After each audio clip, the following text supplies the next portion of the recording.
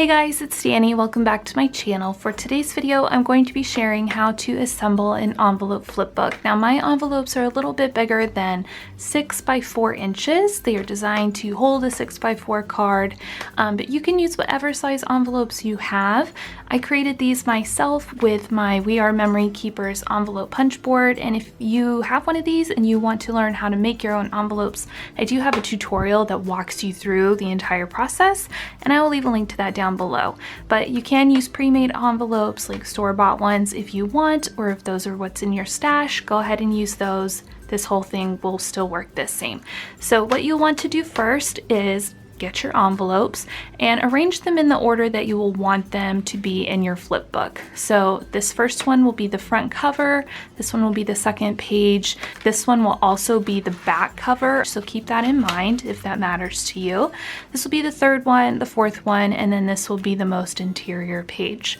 So once you have all of your envelopes assembled in the color order that you want, go ahead and get the first one and the second one and set the other ones aside for right now. At this point, we're going to start adding some score lines to our envelopes to make the gussets, which will allow for room for dimensional embellishments or if you want to add any goodies or anything like that. And the gussets are important because they not only give room for adding those types of things, but they also keep your flipbook pages kind of nice and flat and not too bulgy once you've added things to your flipbook. So to get started, take your first page. You'll want to place your envelope on your scoring board like so that the closed edges are over here and the open flap side is over on this side. You can see the original envelope flap score line right here, and from this line you want to measure over 1/2 inch, and that's where we're going to add our second score line. So 1/4 inch, 1/2 inch is right here. So just add a score line like so, and then go ahead and fold that second score line like that, and you will end up with a gusset that looks pretty wide, but that's what we want, so it will look something like that. Go ahead and repeat that with your second page. So again, we have it lined up properly, and then count over 1/2 inch and score.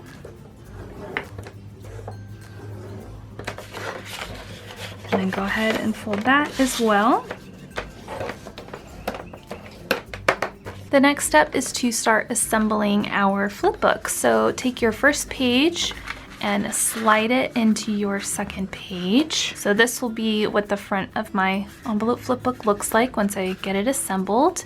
Make sure that the gussets are lined up. So an easy way to make sure they are lined up is just to put your thumbs in here.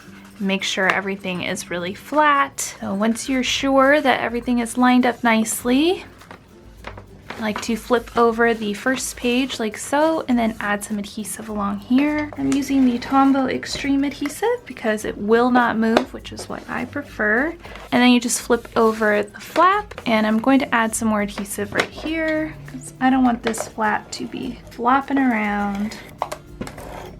And that is the start of our flipbook. So let's go ahead and add some pages to this. So once you have your first and second page, again, you'll want to make sure that you have the rest of your pages lined up the way that you want.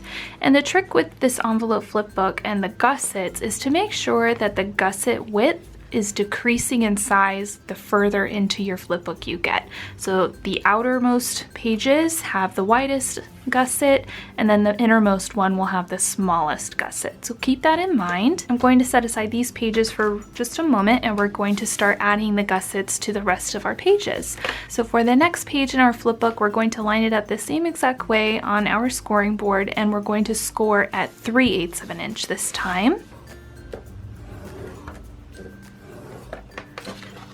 Go ahead and fold that.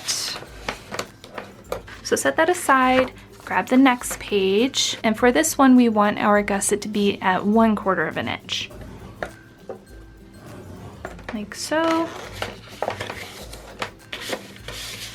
Go ahead and fold and score that, set aside. And then for the most interior envelope, I want it at 1/8 inch. And it's not very much, but it's what we need. So go ahead and fold that. like so. So at this point, I don't need my scoring board anymore, so I'm gonna move that aside. And I've zoomed you guys in just a little bit more so you can see a little bit closer what I'm doing.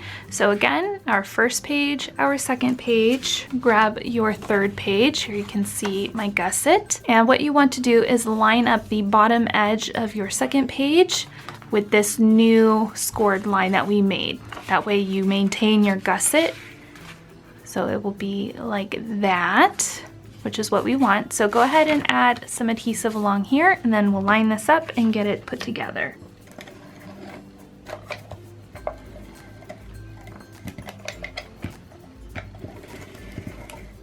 For me, the easiest way to assemble this without it getting kind of wonky is to turn my envelope horizontally, and then I can really easily see that I'm lining up this edge with this score line that we created. You want to line that up as best you can, press down, and then that will be your third page. And you can see how this gusset, being a little bit smaller than this one, will keep your flip book nice and kind of even on both sides, which is what we want. So let's go ahead and repeat that process with the next page. So this one you can see has a slightly smaller gusset than this one, which is what we want. So let's go ahead and add some adhesive to this one too.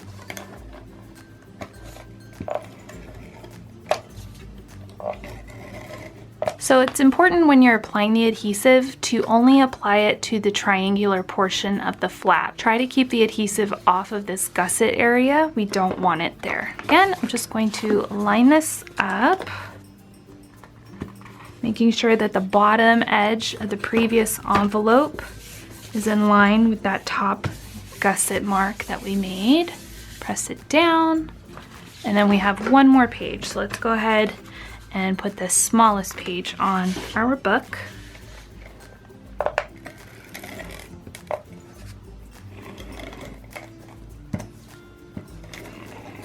And again, remember to keep the adhesive just on the triangular flat part and not on the gusset. So let's go ahead and line this last page up.